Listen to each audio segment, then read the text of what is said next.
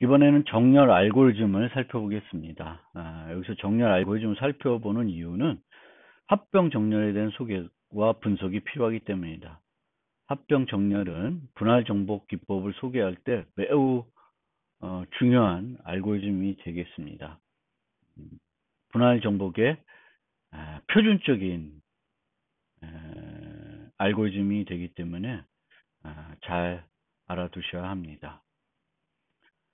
정렬 알고리즘 문제, 정렬 문제를 살펴보면 입력은 n개의 수로 구성된 배열입니다. 출력은 같은 수로 구성된 오름차순으로 정렬된 배열입니다.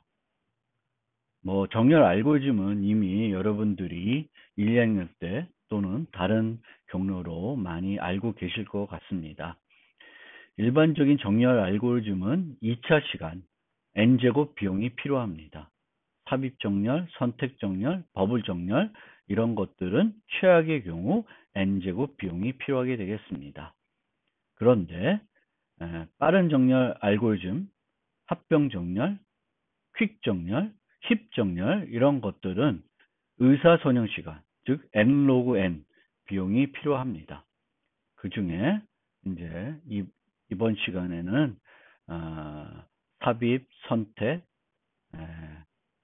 합병 정렬 등을 살펴볼 예정이고요.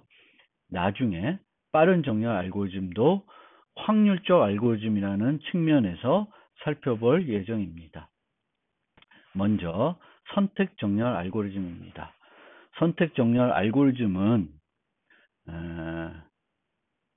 주어진 배열에서 가장 작은 요소를 찾아서 그것을 원래 위치, 정렬했을 때 필요한 위치로 옮기는 작업을 하게 되고 이것을 반복적으로 해서 전체 배열을 정렬합니다. 옆에 있는 예제를 살펴보면 첫 번째 단계에서는 주어진 8개의 원소 중에 가장 작은 값을 찾게 됩니다. 1이 가장 작은 값이니 그 1 값을 첫 번째 위치로 옮기게 되겠습니다. 그 다음에는 1을 제외한 나머지 요소 중에 가장 작은 값을 찾게 됩니다. 이것을 반복하게 됩니다. 즉, 총 필요한 비용은 첫 번째 요소가 가장 작은 값을 찾을 때 필요한 비용은 n-1이고요. n-1번 비교가 필요합니다. 여기서의 기본 연산은 비교 연산이 되겠습니다.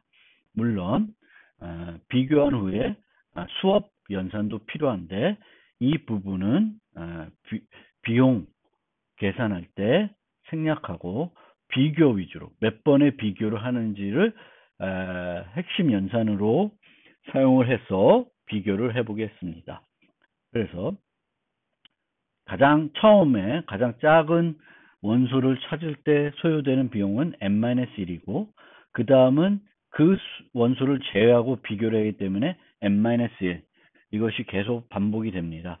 따라서 총 필요한 비용은 n 곱하기 n-1 나누기 2가 되겠습니다. 그리고 이 선택 정렬 알고리즘의 특징은 배열이 어떤 모습을 하고 있든지 간에 늘 이 비용이 필요하다는 겁니다. 이런 특징을 가지고 있습니다. 그 다음 삽입 정렬을 살펴보겠습니다. 삽입 정렬은 매우 기본적으로는 n제곱이 필요한 알고리즘인데 최선의 경우 선형 시간이 필요할 수 있기 때문에 일반적으로 간단하게 구현할 때에는 가장 많이 사용하는 정렬 알고리즘이기도 합니다. 그래서 이 알고리즘은 부분적으로 계속 정렬해 나가는 방법을 사용하고 있습니다. 그래서 이 부분을 살펴보면 처음에는 첫 2개 요소를 정렬시키고 그 다음에는 첫 3개 요소를 정렬시키고 그 다음은 첫 4개 요소 이것을 반복적으로 해서 전체 요소를 다 정렬하는 방법을 사용하고 있습니다. 여기서는 각 요소를 앞으로 옮기는 그런 과정이 정렬된 위치로 옮기는 비용이 필요하게 됩니다. 그래서 최악의 경우와 최선의 경우를 나누어서 분석을 해보면 최악의 경우에는 언제냐면은 거꾸로 정렬되어 있는 경우입니다. 실제 거꾸로 정렬되어 있는 경우에는 굳이 정렬할 필요는 없습니다. 이거는 우리가 오름차순으로 정렬하든 내림차순 정렬하든 한쪽으로 정렬한 다음에 필요하면 거꾸로 접근해서 사용을 하면 되기 때문에 그렇습니다. 하지만 어쨌든 최악의 경우 거꾸로 정렬되어 있을 때 삽입 정렬을 그대로 적용을 하게 되면 가장 많은 비용이 발생합니다. 그래서 이때는 계속 매번 옮기는 과정이 반복적으로 이루어지게 되겠습니다. 그래서 처음에는 두 번째 요소를 맨 앞으로 갖고 오는 비용, 그 다음에 세 번째 요소를 맨 앞에 갖고 오는 비용, 네 번째 요소를 맨 앞에 갖고 오는 비용들이 계속 발생하기 때문에 최악의 경우 앞에 살펴봤던 선택 종류와 마찬가지로 n 곱하기 n-1 나누기 2번의 비교가 필요합니다. 이 경우에는 실제적으로는 비교 연산만 이렇게 필요할 뿐만 아니라 계속 옮기는 비용이 필요합니다. 앞에 선택 정렬은 계속 그만큼의 비교는 필요하지만 그 수업은 오직 한 번만 이루어지고 있습니다. 그런 점에서 차이가 있습니다.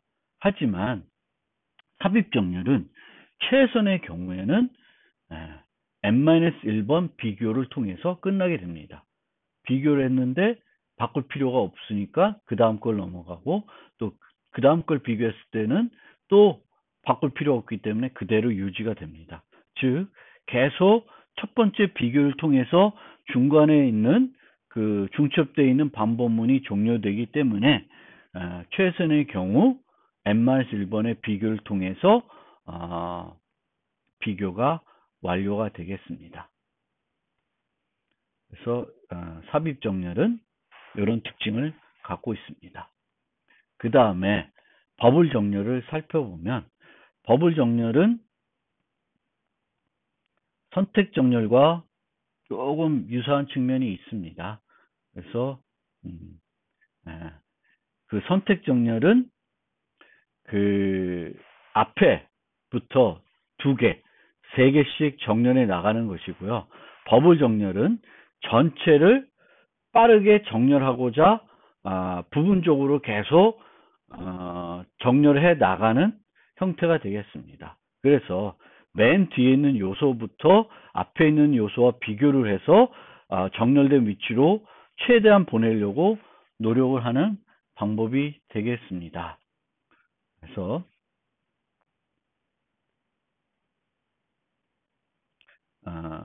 첫 번째 반복에서 세부적으로 어떤 과정을 이루어지는지를 그림으로 설명드리면 처음에 3과 6을 비교하게 됩니다.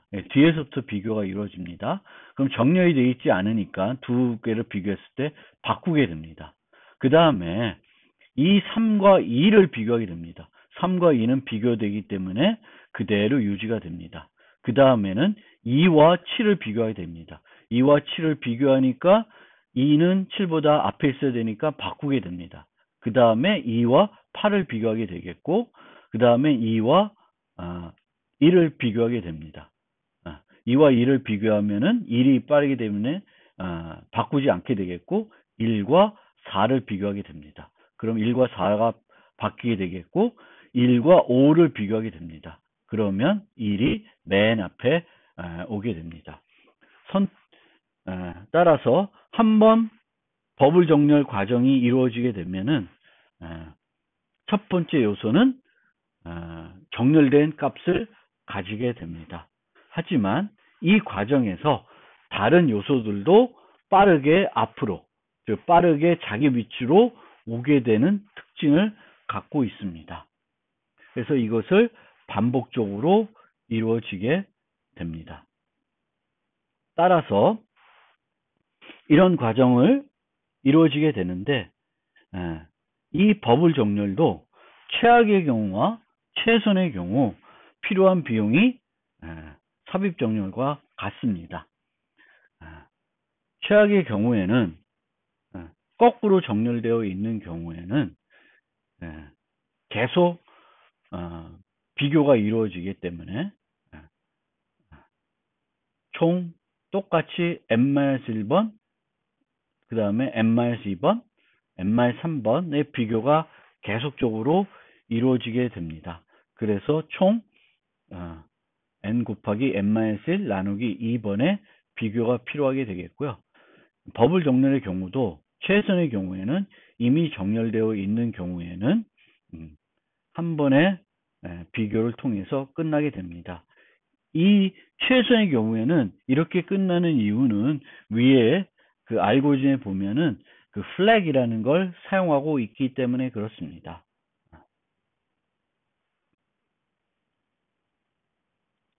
그 다음에는 진짜 소개하고 싶었던 이제 정렬 알고리즘입니다. 합법 정렬 알고리즘. 합법 정렬 알고리즘은 분할 정복 방식의 알고리즘입니다.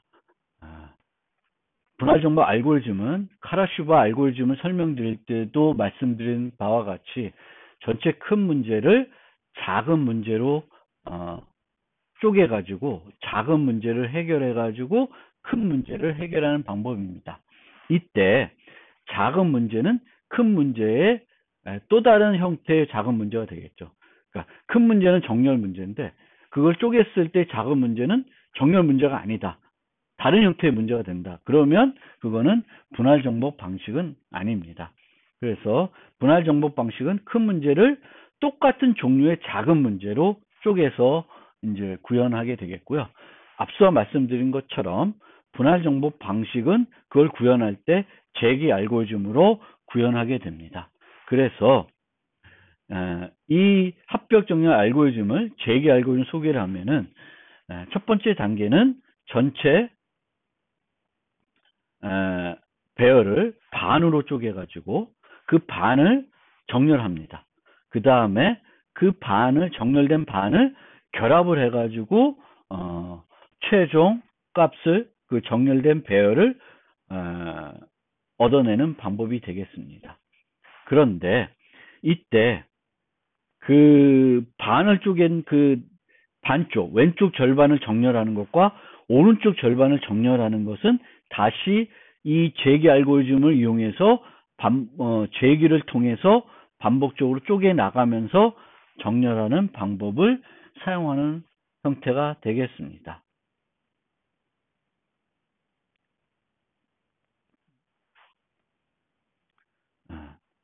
이런 재기들은 또 재기 알고리즘을 우리가 논할 때 이렇게 서술을 하지만 항상 그 서술할 때 이것만 이 단계들만 서술하면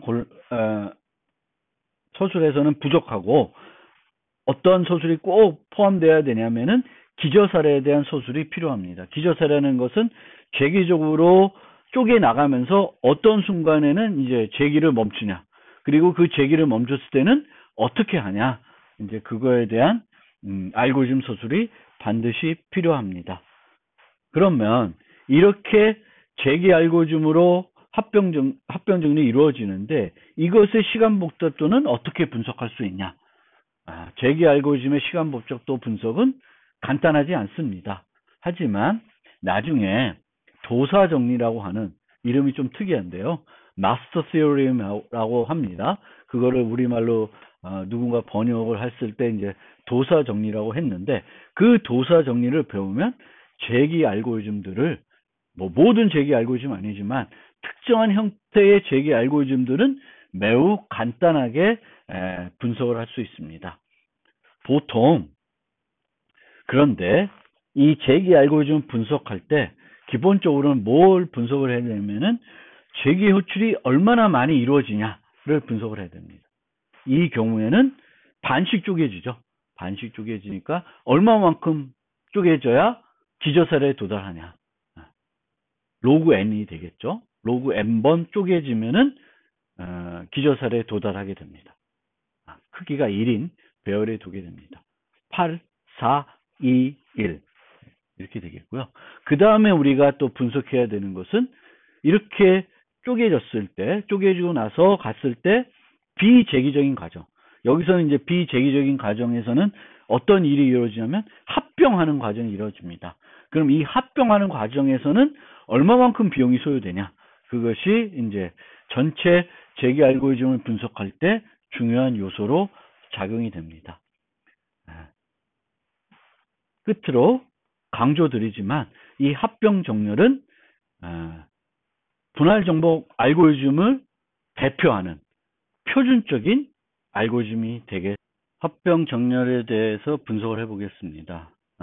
지난 슬라이드에 설명드린 바와 같이 재기 알고리즘 분석하기 위해서는 두 가지 요소를 분석해야 되는데 하나는 얼마만큼 재기 호출이 일어나나 또 그 비재기적인 그 함수, 그 알고리즘 내에서 비재기적인 과정에서 얼마만큼의 비용이 소요되는가를 분석해야 됩니다. 합병 정렬의 경우에는 비재기적인 부분에서 합병이 이루어집니다.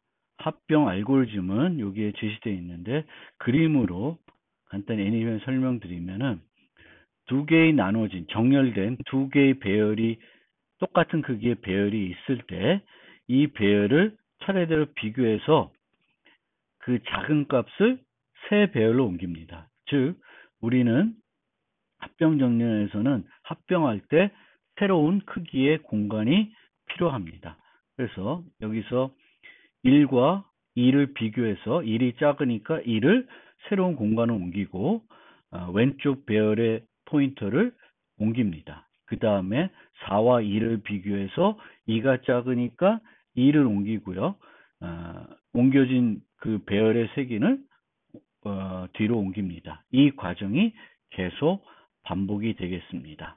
그러면 합병 과정에 필요한 비용을 한번 분석을 해보겠습니다. 네.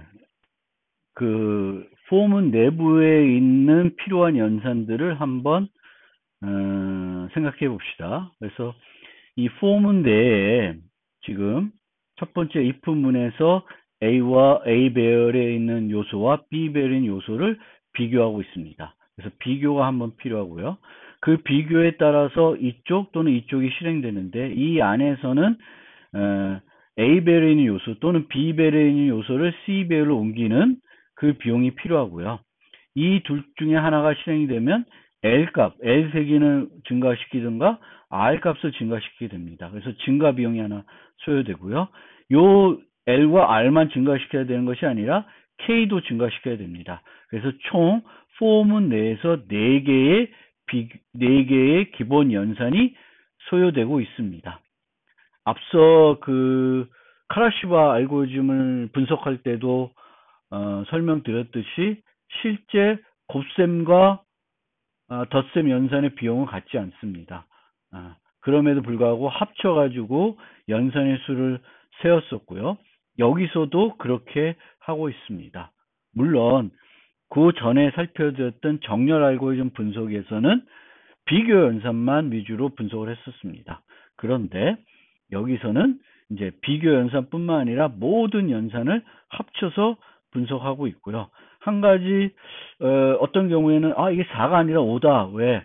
왜냐하면은 이 포문에서 우리가 보통 일반적인 포문에서는 이제 n을 k와 비교해야 되겠죠. n을 k와 비교를 해서 계속 갈지 아니면 포문을 중단시킬지 비교해야 됩니다. 그러면 비교가 한 번이 아니라 두 번으로 생각할 수 있는데 뭐 이게 4가 됐든 5가 됐든 그것은 크게 나중 분석에 중요하지는 않습니다. 그리고 이제 이렇게 되면 4번의 비교가 필요하는데 몇 번 반복하냐?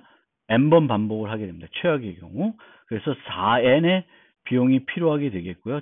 총으로는 여기에 L1과 R1이 그 초기화되니까 두 번의 또 비용이 여기가 플러스 했습니다. 물론 여기서 또 K equal 2라는 초기값이니까 뭐 정확히 얘기하면 5n 플러스 3, 5n 플러스 3 이렇게 얘기할 수 있는데 이제 제가 살펴본 알고리즘 일루미네이트 체계는 이런 식으로 4n 플러스 2로 분석하고 있습니다.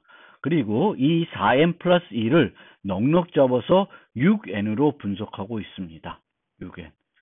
당연히 이는 그러니까 이거보다는 적겠죠. 적겠는데 분석의 편의를 위해서 이 합병 과정에 이 문제 n 배열을 2개를 합병하는 비용은 6n의 비용보다 클 수 없다. 이렇게 분석을 하겠습니다. 그러면 이제 합병 과정에 소요되는 비용은 우리가 분석을 했습니다. 그러면 얼마만큼의 재기 호출이 일어나는지를 분석한 다음에 그만큼 이 6n을 각각의 이제 곱해 주셔서 다 더하면은 전체 비용을 구할 수가 있습니다. 그래서 재기 호출이 얼마나 이루어지는지는 우리가 재기 트리를 그려서 살펴볼 수 있습니다. 예를 들어서 최초의 8, 크기가 8인 배열을 합병 정렬한다. 그러면 크기가 8인 배열에 대한 호출이 이루어지고 이게 2개로 쪼개집니다. 그래서 4인 배열에 대한 머지 소트가 호출해주고 2인 배열에 대한 호출, 그 다음에 1인 배열에 대한 호출이 이루어집니다.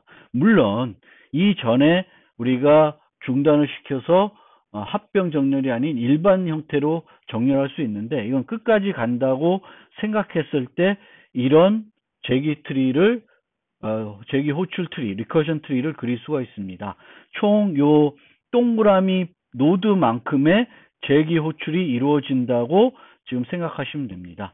그러면 전체 재기 트리의 깊이는 얼마나 되냐면 로그 2n 플러스 1이 됩니다. 8이면 지금 0, 1, 2, 3 좀 4개의 레벨이 이루어지게 되겠죠. 레벨의 레벨. 그래서 4개의 깊이, 4 깊이가 이루어지게 되겠습니다. 그러면 각 레벨에서 얼마만큼 일이 일어나는지를 살펴봅시다. 그럼 각 레벨에서는 레벨이 이제 0, 1, 2, 3, 4인데 이의 제이슨계의 재기 호출이 이루어지고 있습니다. 첫 번째 레벨에서는 하나, 두 번째 레벨에서는 둘, 세 번째 레벨에서는 4개가 이루어지고 있습니다. 그럼 각 레벨에서 각 호출의 그 배열의 크기는 얼마가 되냐면 n 나누기 2의 제이승이 됩니다. 첫 번째는 8, 그 다음에 4, 2, 이 형태가 됩니다.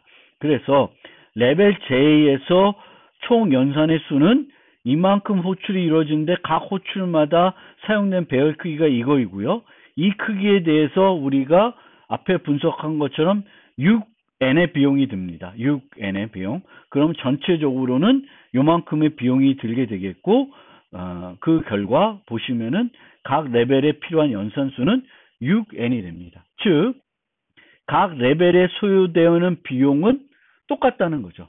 호출은 많아지지만 각 호출에서 이루어진 일은 적어지기 때문에 전체적인 비용은 각 레벨에서 이루어진 일은 똑같다라는 거예요. 그러면은 전체 비용은 얼마 되냐면은 각 레벨에 이루어진 6n을 그 트리의 깊이만큼 곱해주면 6n 로그 2n 플러스 6n 전체 비용은 이만큼 소요된다는 것입니다. 그래서 합병 정렬의 비용은 6n 로그 n 더하기 6n의 비용이 들어가게 되겠고요. 이 앞에 있는 비용이 6n보다 훨씬 많은 비용이 들기 때문에 우리가 나중에 빅 O에 대해서 설명드리겠지만 우리는 합병 정렬은 n 로그 n이다. 이렇게 얘기하고 있습니다.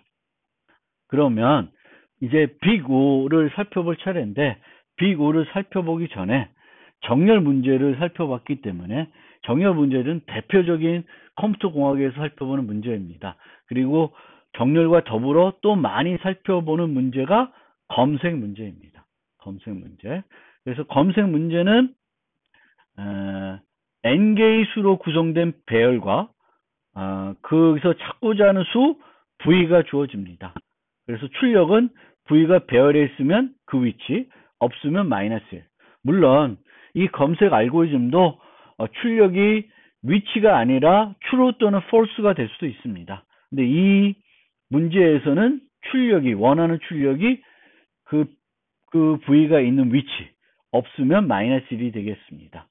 따라서 알고리즘이 이렇게 주어졌을 때 분석을 해보면 최선의 경우에는 우리가 이 경우에는 각각의 경우로 분석해 봅시다. 그래서 최선의 경우에는 맨 앞에 있는 경우가 되겠죠. 그래서 베스트 케이스는 한 번의 비교로 끝나게 됩니다. 한 번. 반복이 한 번만 이루어지게 되겠고요. 최악의 경우는 언제이냐? 배열에 우리가 찾고자 하는 원소가 없는 경우입니다. 이 경우에 소요되는 비용은 n이 되겠습니다. 그럼 평균 비용은 얼마 되냐? 그래서 평균적으로는 한 번 소요되는 경우가 있고, 두 번 소요되는 경우가 있고, 세 번 소요되는 경우가 있고, 그렇습니다. 이것을 n으로 나누게 되면은 전체적으로는 2분의 n 비용이 들게 됩니다. 그럼 이게 진짜 맞냐, 정확하냐, 한번 고민을 해봐야 되겠죠. 여기서의 고민돼야 될 지점은 평균 비용을 분석을 할 때 고민돼야 될 지점은 우리가 배열이 어떤 모습을 하고 있을지 그거를 또 생각을 해야 되겠고요. 또 검색하고자 하는 값이 어떤 특성을 가질지도 또 고려가 돼야 됩니다. 그런데 그런 것들을 무시하고 조금 더 간단하게 분석을 하게 되면은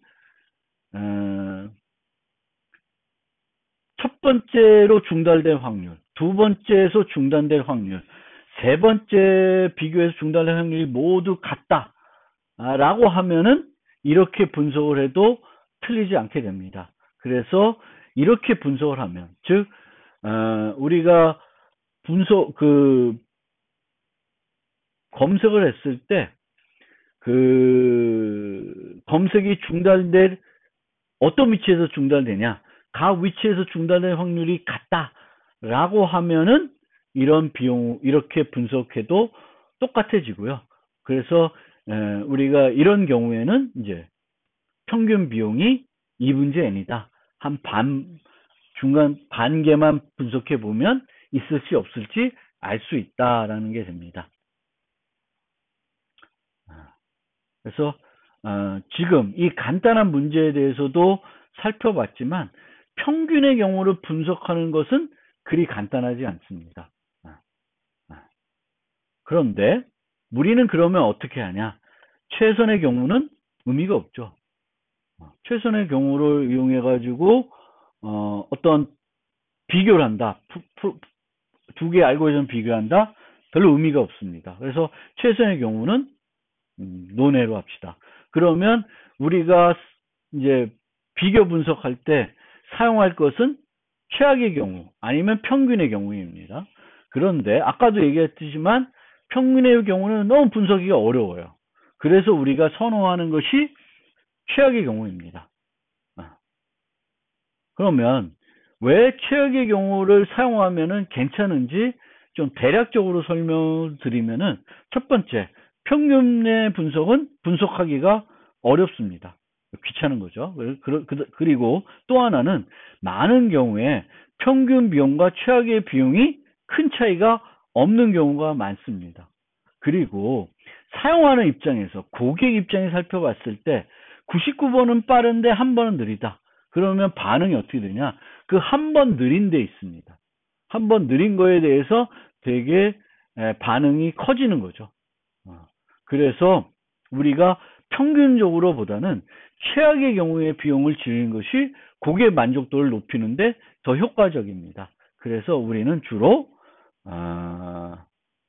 알고리즘을 분석할 때 평균 비용을 분석하게 됩니다.